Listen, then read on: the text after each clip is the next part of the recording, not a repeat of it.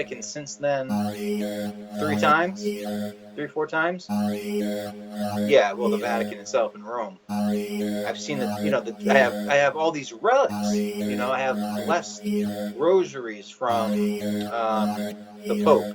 Pope. And like all this amazing stuff. Very rare relics from the Vatican, and they do hold power. There's definitely a power there. You can argue if it's malignant or it's a control, but it exists. I want to see what it's about. So anyway, getting back to what we were talking about. Okay, so you mentioned that the group you had, you're the only one who didn't know Max personally, right? That's interesting. That's a pretty interesting thing. Now, we were talking about before that, and that was a long tangent. And let me tell you one other significance about this group. There's at least 4 or 5 of us. I don't know. There may be more, but there may only be 4 or 5 of us that don't buy the whole secret space program hook, line, and sinker. Oh, really? That don't, yeah, because at least 75% of them, all the way, they believe every bit of it. Interesting. Well, like part of the group. Yeah. Well, here's the thing. Like, okay, so I believe there's a secret space program. I believe there are abductions. I believe there are negative entities masquerading as ETs. I believe that there are definitely, I've had experiences like that. I believe there are like all kinds of crazy experiences, my labs, you name it. However, I don't think it's happening to Corey Good. I don't think there are Sesame Street Big Bird avians walking around, and it's just, if you follow the story, it's so inconsistent, man, Yeah. And so, yeah, anyway, but, whatever. I don't buy it either, but no, this is very good, and this is very important to talk about this, because I just made a video, a pretty good video that with Tara and her husband, and we were refuting the whole secret space program idea. Oh, yeah, I saw that, yeah. And so, so that's kind of my stance on the deal. Now, go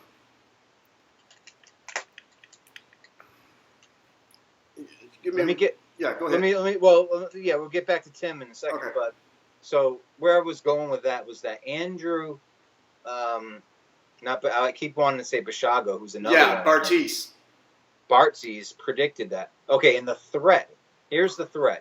Bill Ryan made the Project Avalon thread. It really exposed Corey Good as being on Project Avalon, trying to like siphon information from different people, different sources, putting it together in his own way. David Wilcock finding Corey Good, and also trying to find, I think, Shane the Ruiner, Shane Bales. And like they were both, who am I going to pick? Well, I guess I'll pick Corey Good because he's whatever. And so what happened? We were exposing it. We were bringing all Yvonne was doing was sharing her experience. All Dark Journalist was doing was finding things in the public record. Same thing with me. Same thing with CW. So what happened was, and Bill Ryan. So what happened was that was so damaging to Corey Good that they released, the Spear-Being Alliance released this video, it was under a weird account, but the Spear-Being Alliance was like, first person to share this video gets free tickets. And it was Laura Eisenhower who shared it, right? So anyway, she keeps popping up. Dude, the video, all right, Bill Ryan lives in Ecuador, in South America, in Latin America. The video was weird. It was like a handheld camera, or maybe even a cell phone, and it was on top of a hill, looking down and zooming in on a house. And this house was Bill Ryan's house in Ecuador. Yeah, and you can see him like walking around in the backyard, and then it gets nighttime. They were there all day and all night, and the video said, and then at the end it said, some threatening message. I forget exactly, but it said, we now have people in Boston to investigate. People on the ground in Boston right now. So I was like, bring it, bro, bring it. Come to Boston. come to Boston. I will beat the. But they're thinking, I think, more dark journalists, because he was really putting the heat on them. But still, that was threatening. That's you too, yeah. Yeah, and Yvonne too. Yvonne, she's in Boston too. She was, and then around that same time, we had trolls and attacks and attempts on, like Joker from the Carolinas started coming up. Now he's pretty big, but he's an outspoken critic of Corey Goode and David Wilcock, and like he received threats as well. And that's how they played dirty, man. And Laura Eisenhower shared that video right away. And that was interesting. They got her in the pocket. It got taken down within a week. But, like, some people still saved it. And so there's a record of it. We know exactly what happened. But, yeah, they threatened me, man. Yeah, and, fuck them. And Andrew Bartzies was like, well, this is the deal. And this is like 2 years or a year ago, or at least a year ago, over a year ago. He was like, it's changing. It's all a business, Brandon. And he's like, believe me, I've been in it for like 20 years or whatever. He was very matter of fact. And he's like, look at the statistics. They have an audience turnover rate every 2.5 minutes. No one cares if someone goes on and lies as long as this and that. He's like, I guarantee. He's like, they have a book deal. Now, if Corey Goode doesn't release his book by such and such a date, the contract is ended or something like somehow he knew. I mean, he probably has people on the inside. He's an insider too. At a publishing company. He knows. Well, dude, he's a smart dude. He's been in the game a while. Mm-hmm. And he knows all the characters. He knows all the business and everything. And he wanted to weigh in, and I was like, well, really? I was like, all right, we'll see, right? So December happened. Nothing really happened or changed, but the contract kind of did run out, right? So now we're seeing that the contract is over. And I don't remember a book coming out by Corey Goode. There was a comic book, that's it, but it wasn't like the thing they wanted, right? Mm-hmm. So Andrew, for some, he was right, man. He was right about that. A lot of people don't like. They say, "Oh, Andrew Bartzies, he's so pompous. He's so, he thinks he can like astral travel and remove all these things." I'll tell you, whatever. If you don't believe it, just try it. And and I did a talking to him, and so did Cephicus, reading his statements of, because the word is powerful. And so you have to say things out loud like, I renounce all the evil, demonic, generational sins of my bloodline or whatever, you know what I mean? Or I accept them, or, you know what I mean? Like, you have to, so he has this whole, revocation rights, so no one owns your soul, so that you have an accord of equity and a galactic stage, so no entities fuck with you at all. Like, but say what you want about it, but it works to read those. It puts you in a hyper state, whatever it does. And so that's the point of it. And he's a very smart dude. He should come on the show. Which would be great to have. You'd learn so much from Andrew. Oh, yeah. So anyway, of all people, he predicted it, man. He's a smart dude. He predicted the downfall of Corey Goode and David Wilcock on the Gaia show. Right. Oh, he predicted it, man. And I mean, like, it was all based in fact, right from the Alexa statistics. You just go to Alexa.com. You put in. I could look up your website. Basis Texas. See where people are coming from. They're coming from Facebook, probably most coming from YouTube. You know what I'm saying? Like, you can track that. Oh yeah. So it's really important, and you can see like other related things. Yeah, that's a very important tool for SEO and stuff. What's that? SEO. It's an important tool for search engine optimization. Oh, right. That's the name. Yeah. So anyway, that was the deal. Basically, what's going on. And now, all of a sudden, David Wilcock, 2 years later at least, or at least 2 years, has supposedly resigned from Gaia. So that was a whole long tangent to get off of Tim Rifat, but let's go back to Tim Rifat. Let's do that, but let me propose something right quick. Let's take a quick, like a 5-minute break. Do it. And then, and I want to interject one thing before we go back to Tim. I wanted to ask if you know about this one guy that he's a remote viewer that looked into Corey Goode. Have you heard about that?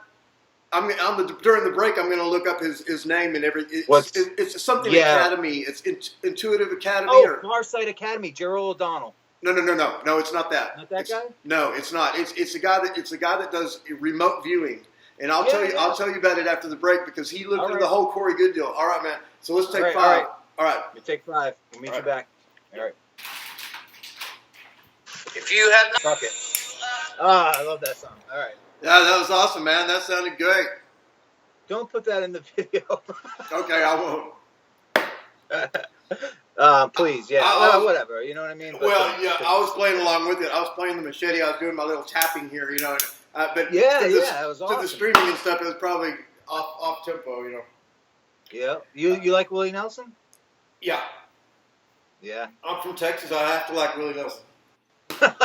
Right. Yeah. He's got a badass new venue right here in Austin. Does he? I didn't know. Yeah. Austin's a great city, man. Oh, man. They're calling it the new Silicon Valley.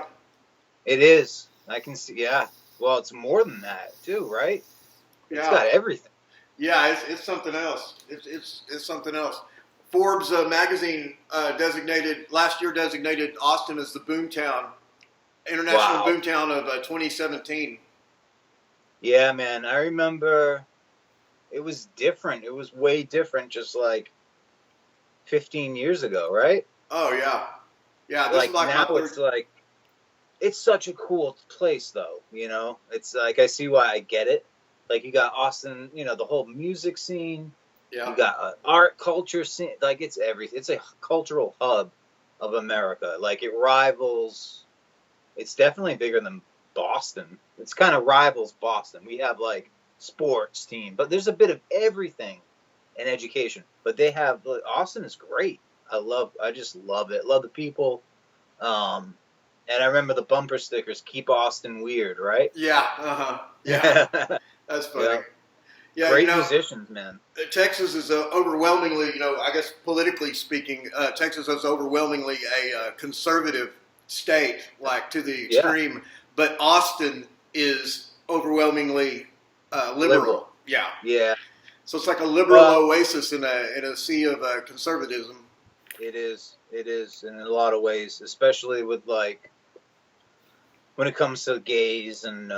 You know what I mean? Yeah, very. There are lots of gay rights and everything here, and I myself am a member of an organization called Ally, and we have this sign that we put in our place of business, meaning that people that choose to label themselves as gay or bisexual or lesbian or transgender, they're safe. Hey. They're safe in my place of business. In other words, they're not really? Gonna be, yeah. What do you mean? You have to sign something like that? I'm a member of this group. It's called Ally.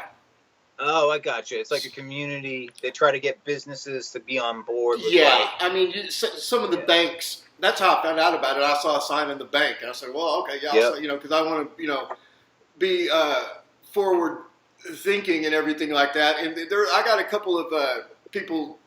Made some complaints, or not really too many complaints, but on this where I challenged James Rink to this MMA I was going to get to that, And I was, and I called him a faggot and said something about him being gay and everything like that, and people were saying, I was just about to say that. Yeah, well, listen, I know some gay people, and let me tell you, every other word out of their mouth is faggot. So I was just about to say that. If they can say it, I can say it too, and it doesn't have any. It doesn't. Listen. I'm using it in a different context. Let me exactly, and I was going to say, let me ask you this: when you call James Rink a faggot, like the faggot James Rink, or if I said the faggot Jordan Sather, or the faggot Lee Veltman, or the faggot whoever, Lee Veltman, I'm not saying they're homosexual. You understand? Right. Mm-hmm. I'm saying, or when Jay, not Widener, but Dyer, who's also on Guy. We have a lot of respect for, but anyway, he's Eastern Orthodox, but he hates Catholics. He hates anything else. But anyway, he just got blockage there for a second. Well, just so we were talking about saying the word faggots. Yeah, so he... so let's just talk about faggots. No, but listen, right? So he's on the show Warski Live. You ever hear Warski Live? I've heard of it, I think. No, you have? Okay, good. pretty popular YouTube stream. Very alt-right. Like, they're alt-right YouTube streamers. Mm-hmm. I would say, you've heard of a guy named Sargon of Akkad? No, I haven't heard of him. You never heard of him? I don't follow politics, though. Styx Hexenhammer. Have you heard of Styx Hexenhammer 666?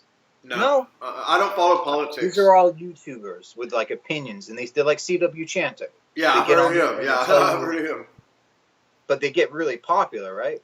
Yeah, but are they politically based, or is it about politics? Yeah, that's probably why I don't know about anything. Okay. Exactly right. Yeah, I know. I didn't know about it either for a while, but there's this thing called Worst Right, and they're so all right and stupid, And even for saying, like, there's some smart guy. Like, they had a couple people on there really interesting actually, and like they get good guests and stuff like that. And there are some people you can't generalize for a whole group of people. I hate that. Mm-hmm. So I'm not going to do that. But anyway, when Jay Dyer uses the word faggot on that show, and when they talk about changing their name to the SS Warski, and think you wonder if his Christian values are real. Mm-hmm. But I will say this, like the word faggot, right? When you call someone a fag, like that's making a comeback now in the alt-right community where people just scream over each other. And I've been in those chat rooms, man. I don't fear anybody, so I go in there and I'll go on the calls with them. And, usually it boils down to faggot. Someone will call someone a faggot. Mm-hmm. And then it's like, okay, like, but like it doesn't mean gay person is right. What I'm trying to say. Doesn't mean gay person. When Jay Dyer calls someone a faggot, usually it might in his case, he might be thinking, oh, gay person. But I don't use it in that context at all. I use it for trolls. I use it for my dog. I call my dog a faggot. He was like because my dog, he's strong. He's tiny, but he's strong, right? And I would take it for a walk, and if he sees a squirrel, forget it. Like it's like, and very well behaved though, smart dog. But I call him like, get out, get over here, you faggot, But it's a bad word, and if you are in public saying anything like that, you're totally on one side. Like your record is set. Like on the internet now, if you say anything, it's forever basically. So I got to be very careful what I say, Mm-hmm. So even though I'm not saying that, I'm saying the word faggot is like you can't say anymore, and for a good reason. You know what I mean? Yeah. But you can say it if it's not in like being hostile towards people who are homosexual. Right. Yeah. You know what I mean? If you're calling like anything that just like bugs you. You know what I mean? Like, that's what I think I usually use the context in. But people claim ownership of words. Alex Jones, another Austin relative or whatever, he said that, like, a fag, and he's right. In England, it's a cigarette. You know what I mean? That's a fag. I was going to say the same thing. Yeah, and what's gay? Say the other thing. That means happy. That's supposed to mean happy. Right. But there's ownership of words, and you do have to categorize people, right? Mm-hmm. So anyway, but I'm not, but like, I know many people who are, and some of those dudes are, as long as they don't hit on me, I'm fine, dude. They are cool. Like, people think, oh, Catholics, you freaking you hate gays. And it's like, yes, but we hate the sin, not the sinner. Mm-hmm. I hate myself. Like in that same way, like like everybody has their issues, but we're all brothers and sisters. Like that's a huge point. They make there's so much hyperbole around like being gay in the church and all that shit. And that's while it does exist, like it does in any institution, they blow that shit out of proportion big time. You know what I mean? Big time. Anyway, going off on tangents, dude. Yeah. Well, let me tell you. What are we talking about? That one thing I wanted to finish up with Corey Good is there's this guy, and I looked it up, and I've watched his video, and I don't know if you will be able to see it on here, but he's got a group or I guess a YouTube or page or something like that called Technical Intuition. And what this guy is he claims to have been a remote viewer for the United States government. Oh, yeah. Tell me about that. Right. Okay, so I thought you were talking about Gerald O'Donnell for some reason. I don't know why. Probably because. Is this the guy that remote viewed the Nazca mummy?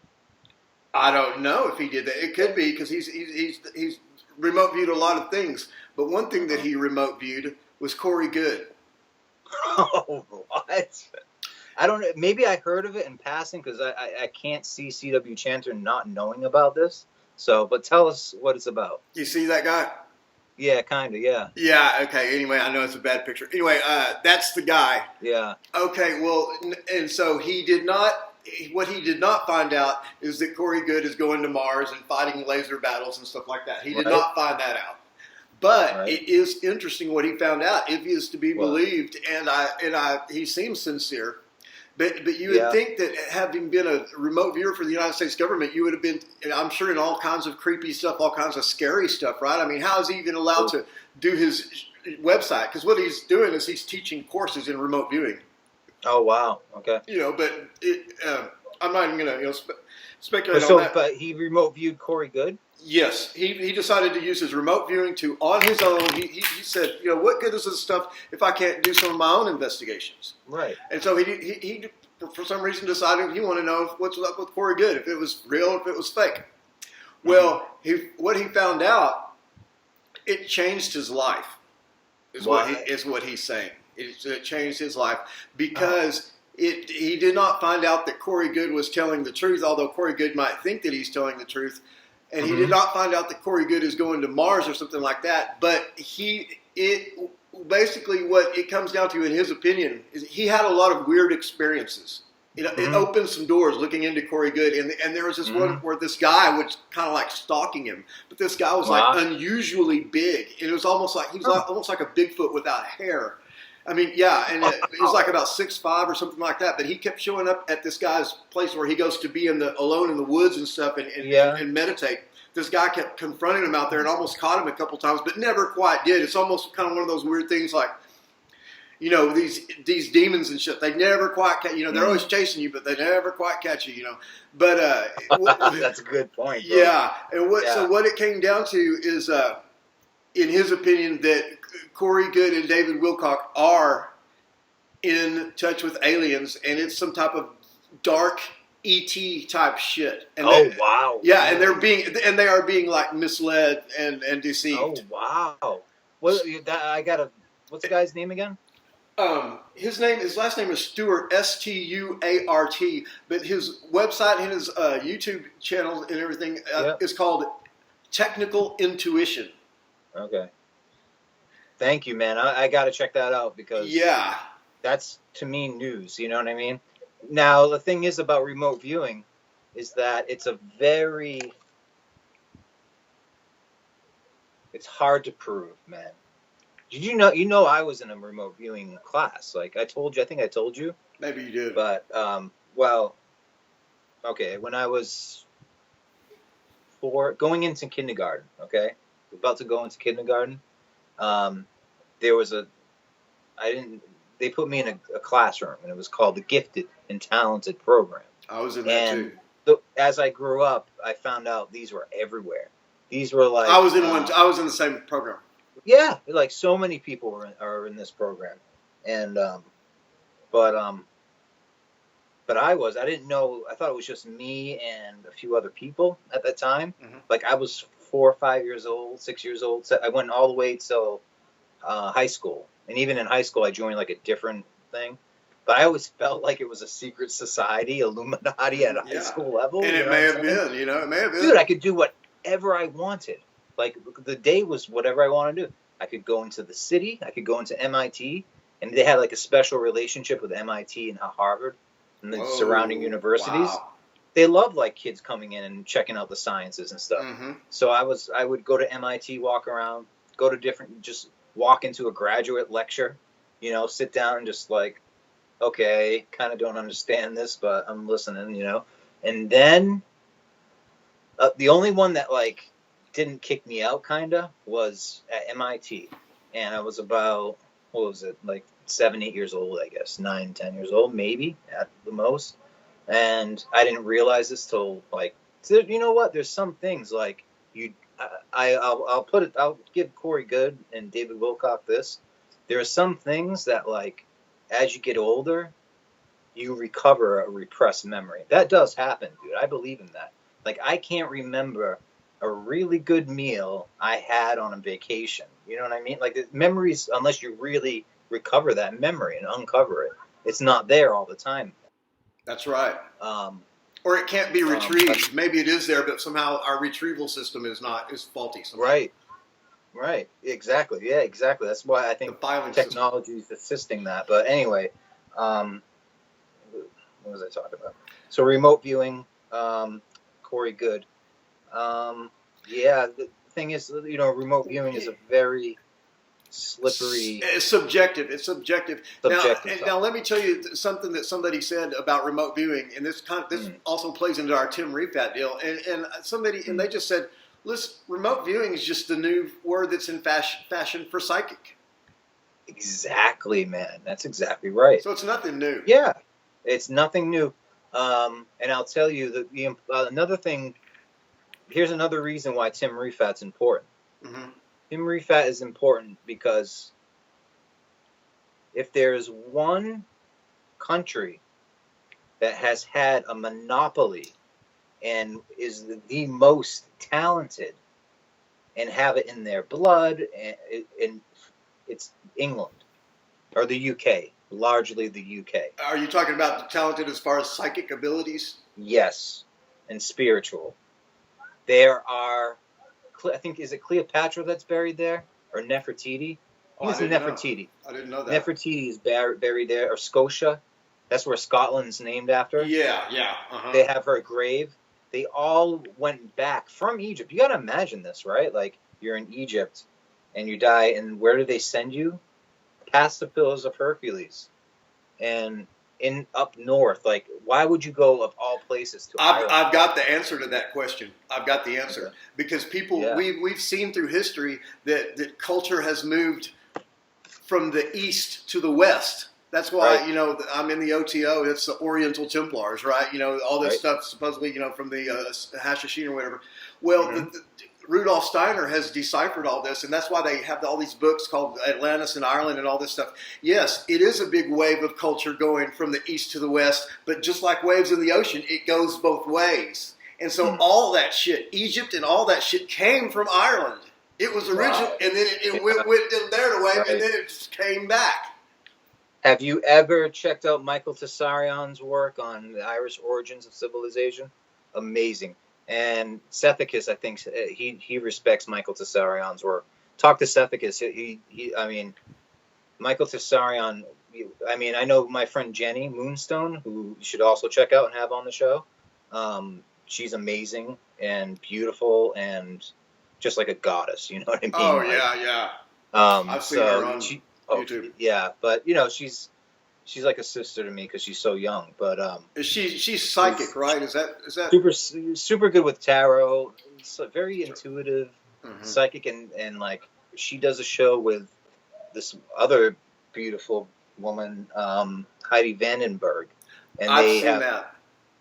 And the two of them together, for whatever reason, the combo.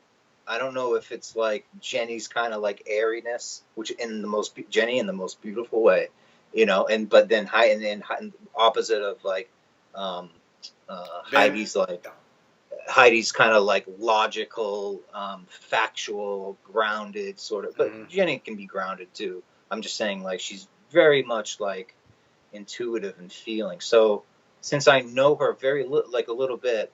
I had her on my show and stuff, and I've been following her and, we talk and stuff, but she is so talented, dude. She is so talented. I don't know if she was in a gifted and talented program. We didn't get to talk about that. I wanted to talk alchemy, but we went off into all these different directions. I'll probably put the interview back up, but she's great. Go check her out. Anyway. I will. So the gifted program. I didn't realize that it was everywhere. I thought it was just me. I would walk into MIT, and I would go to Noam Chomsky, lectures. Do you know Noam Chomsky is? I know. Yeah, I'm familiar with the name, but right now the significance of it, I can't remember what he did. He's known for being like a radical political writer and activist. He's a little Jewish guy basically from Philadelphia, but he revolutionized the scientific field in terms of like cognition. Like he invented cognitive science, basically one of the founders of cognitive science. Wow! But like right there, all I have to do is go like this, and I have this book here, Evolutionary Psychology. Wow! Yeah. This isn't his book, but they'll have him in here. He's all over here. Let's see if I can find him. Because it starts with like a lot of different people. But anyway, Chomsky had this theory. He's known for what's called universal grammar, and it's the idea that every single language in the entire world, behind it has a syntactic structure.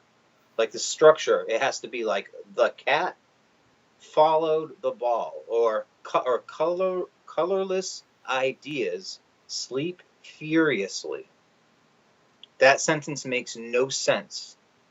What's a colorless idea that sleeps furiously, right? But syntactically, it does make sense, and so it just sounds like a sentence.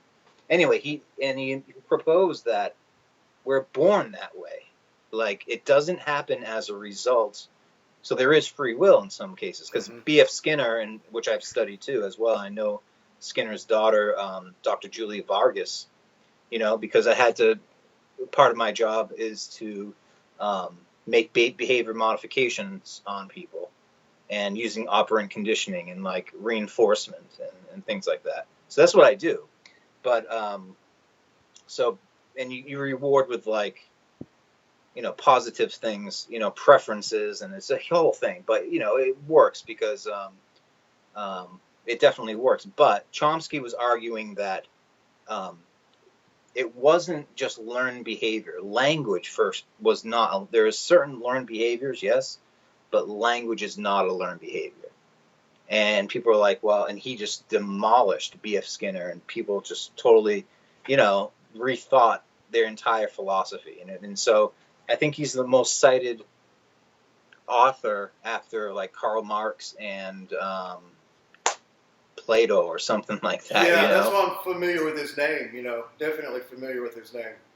Yeah. So he's a philosopher.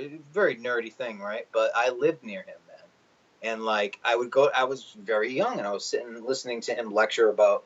And he did his classes. It was fascinating how he did his classes. It would be like, someone would get up and they would say, okay, he'd come into class and he'd write up a question on the chalkboard and say, okay, instead of like saying a lecture or whatever, you'd say, how do we figure this out? How about you? And some person would get up and say, have this incredible, well thought out answer. And he would just say like, well, why can't, and he'd know exactly what to say, and it would just be like, most of the ideas would be shut down pretty quick. Wow. He is just so super smart, man, and just like, he's a legit genius. And he taught at MIT he's a professor emeritus, still alive. He's like 86 years old. I got to know his wife, and she passed away a few years ago. And I've seen him in just weird places. And anyway, he's I got to be inspired by an incredible thinker. You know what I mean? At that time. And I didn't know it. But anyway, that was the whole point of the gifted program, was that you had the freedom, as opposed to most of the other group of my friends. Like a lot of my friends, they weren't in the gifted program. My friends were like on the basketball team, where I wanted to be, or like the football team, or like the hockey team. And I would play those sports. I was the only gifted kid that played sports. In that, at least pretty well, you know what I mean? So I'll also challenge Jay Dyer to a basketball game, because I heard he likes to play basketball. So I want to challenge him to not just an MMA, hand-to-hand combat. And, you can't use rings, I guess. So we'll take off all the rings. You want to do bare knuckle? That's fine. We can do bare knuckle. And also Jordan Sather, too. So, like, bring it. We're going to do that. We'll have a debate. So you're making that announcement right now? Yeah, I'm going to make that announcement right now. Jay Dyer, Yep. There you go. And There but you I'm go. serious. It's official. Like, It's out there. dude, like you want to call. Like here's the thing, Jay. If you're listening, if you ever see this, I love you. I love you as a brother, and I've paid attention to your work for quite some time. All right, I think your work is really good, as opposed to other people who don't like it and don't like you. I think you're really cool, and you know, I like a lot of the analysis. Your Twin Peaks analysis, I thought is amazing. But you've aligned yourself with some shady people a little bit. I feel like now. Is Gaia shady? Well, we can debate that, whatever. Um, but I've never seen, and I'm a recent trying out, sort of Catholic, like Opus Dei tradition, right? So Jay is Eastern Orthodox and was raised Catholic, and so he hates Catholicism. Now I know, and I almost became and tried Eastern Orthodox. Okay, Eastern Orthodoxy, which is really, I get it. Like, it's very ritualistic. I love it. It's got it's very all the art, all the colors, and all the mosaics, statuary. Oh yeah, it's awesome. I mean, and there's a problem with the post-Vatican II Council liturgy because we decided, or the church decided, or actually because the body is the church and it's an organism, decided that it wouldn't be preached in Latin. You could preach the liturgy or the mass in whatever language, So anyway, so he's Eastern Orthodox. I have problems with Eastern Orthodoxy. I just did a 3-hour interview with John Evans, who is in a PhD program for philosophy and theology, and he's exploring Aquinas, and he knows the entire church history. And we did a little bit on. I read a piece of one of Jay's essays, and he writes. But I've never seen so much hate. That's the point. I've never seen so much hate come from come from an Eastern Orthodox brother. Whenever I see my Eastern Orthodox friend, I'm hugging him. He's blessing me. He's a priest. He's my friend. He's a great guy. It makes me feel, and I get it. I get why, it's important, but and you can have your criticism of the Vatican or whatever, but like, he goes after it almost like it's a personal vendetta. And he makes fun of it, as if it's like stupid and like everybody's dumb who's ever is a Catholic and stuff.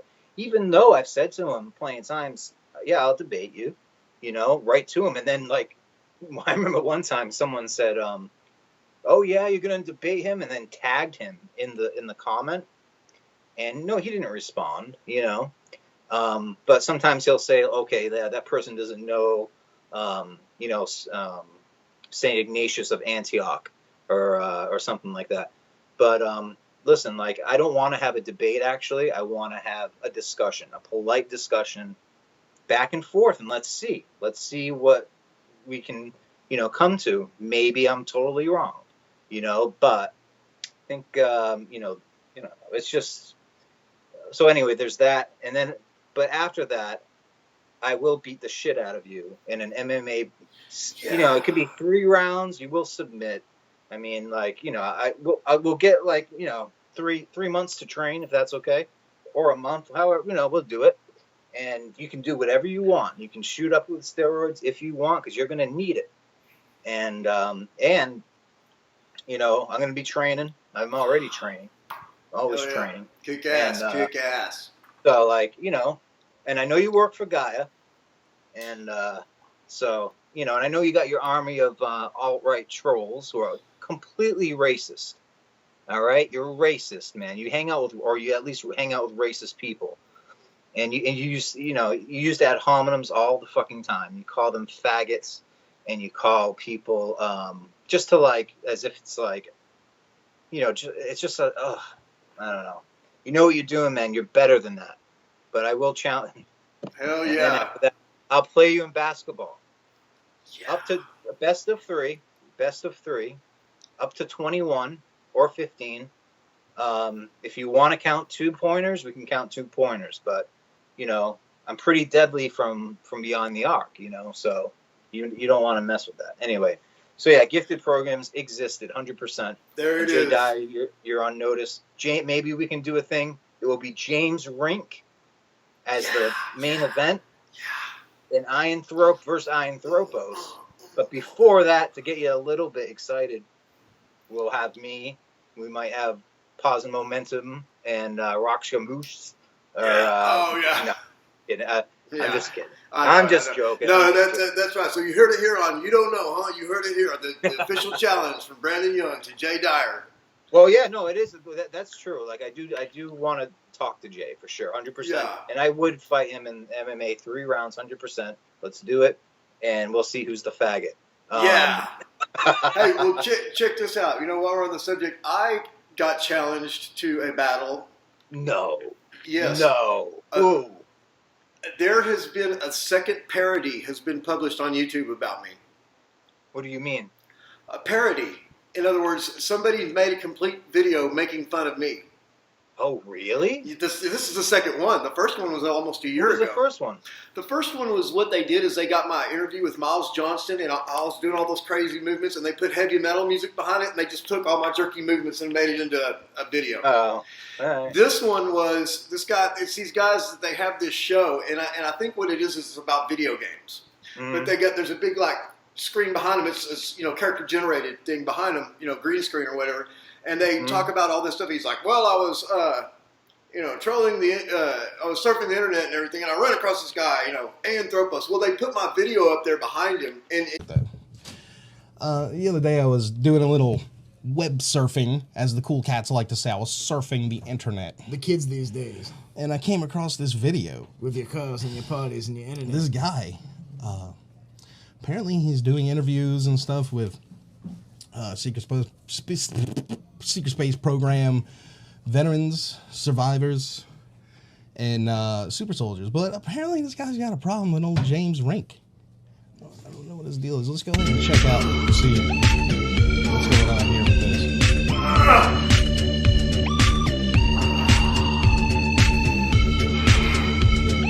Let's get an intro music here. And I actually had a clip out about 10 minutes of him lifting weights, just so you guys know. We had to watch all of that to get to this.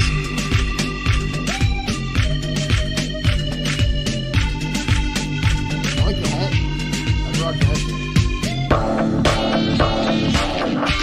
Oh, dude, he's choreographed.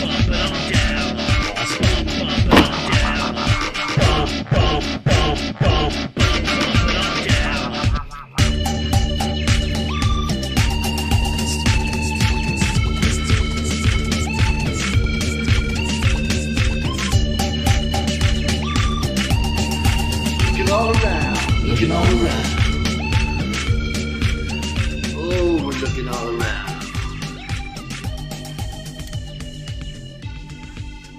we're looking for that little faggot James Rink.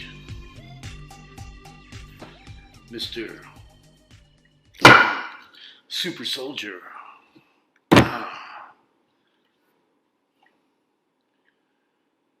James Rink.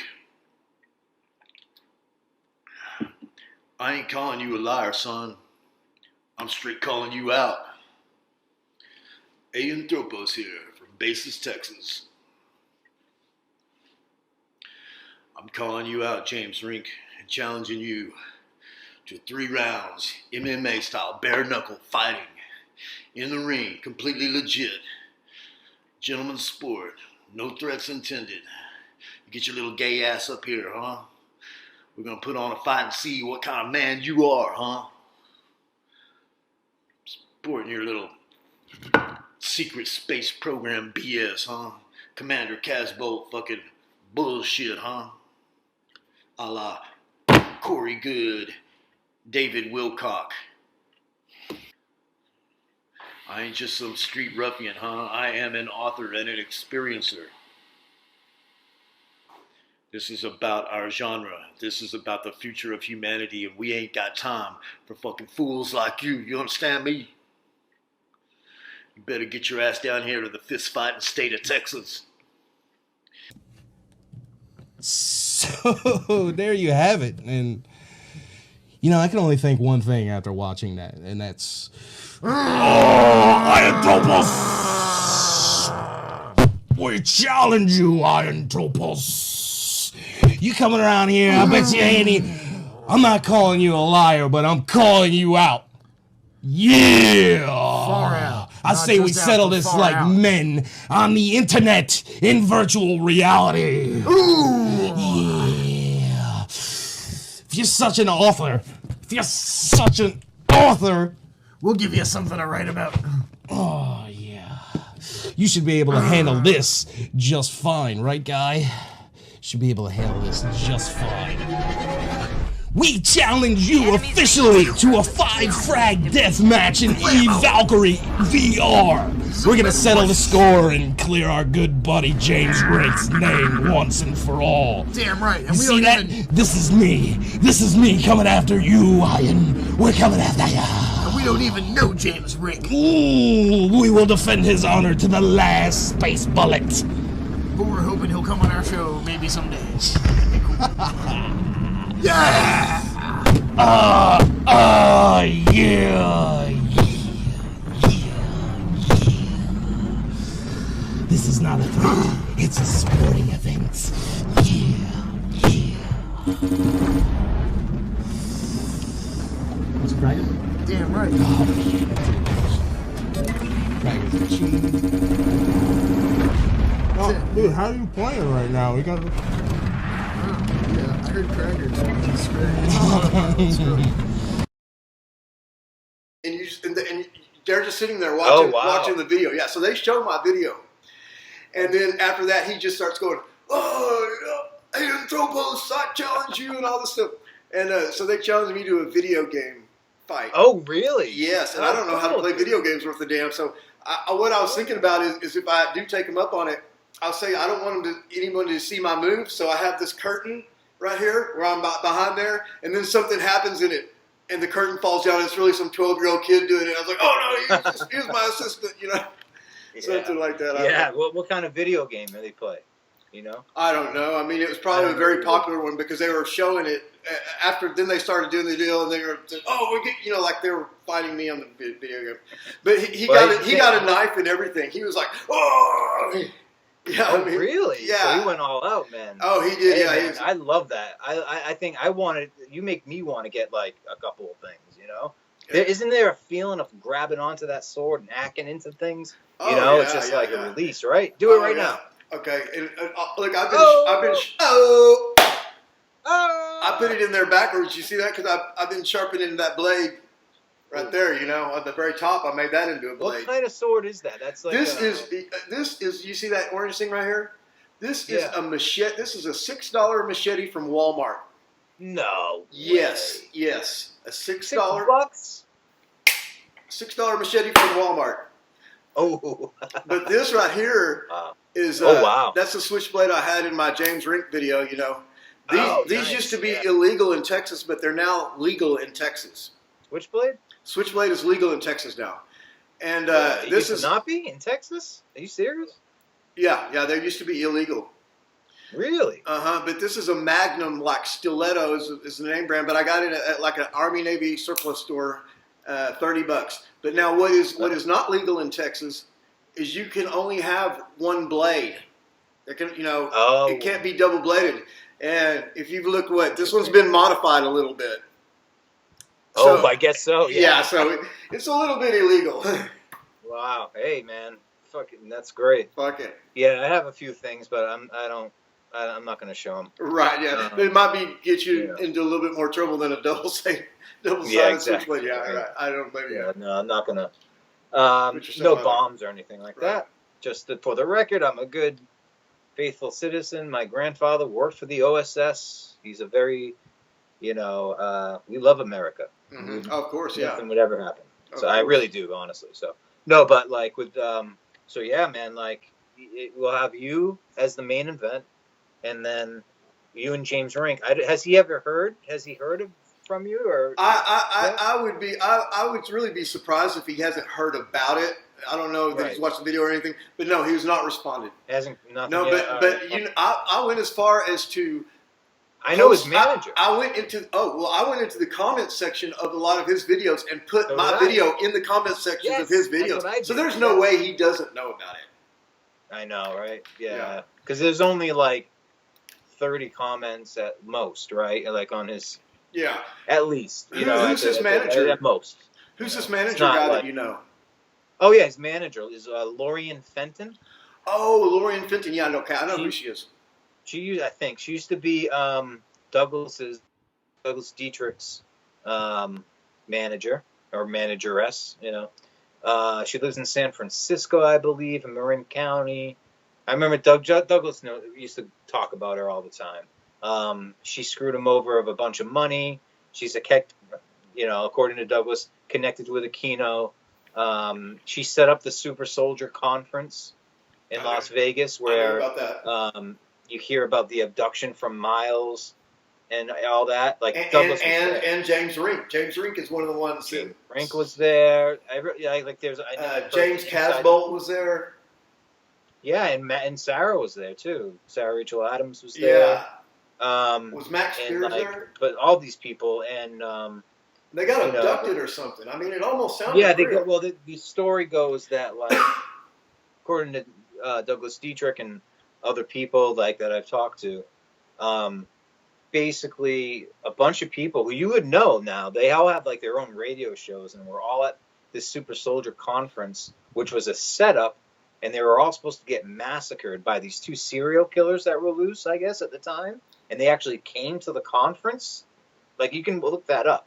I don't know if that's the same year, but anyway, Lorian, she's a rather large lady, and she organized the conference and all that. But what happened was they supposedly during the middle of the night, Casbolt and Max Spears and a couple other people, men though, would get the women and brought them, abducted them, hypnotized them, and then sat them in a U-Haul. It was two yellow U-Hauls or something, as the story goes. Yeah. And they, put them in the back, and in the back of this U-Haul, it was all decked out like a CIA surveillance van or an FBI surveillance van.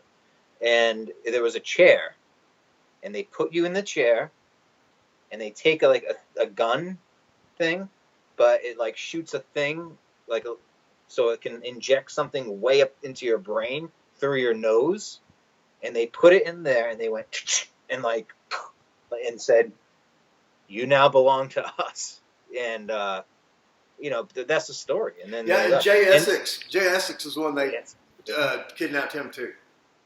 That same night. But was Jay Essex there though? Because he a lot of things. I don't know what to think about him anyway. I don't either. Yeah, I haven't really checked him out. But anyway, so that's Lorian Fenton. Yeah, she is so Rink was there. Rink, as you know, has Super Soldier Talk, right? That YouTube channel. And it's nonsense. It's absolute nonsense. Hey, James, do a good job. There's better things to talk about, man. Then you don't have to bring about some kind of circus freak show every single, you know what I'm saying? Well, it gets a little crazy. What I've heard is from people in the group that I was talking about earlier, or at least one person in the group, their problem with him is that what he does is he befriends or he gets people who are experiencers or something like this, and he has them on their show, and then he starts attacking them and maybe putting them down or something. That's the story that I'm getting. So, but one Seems thing, right.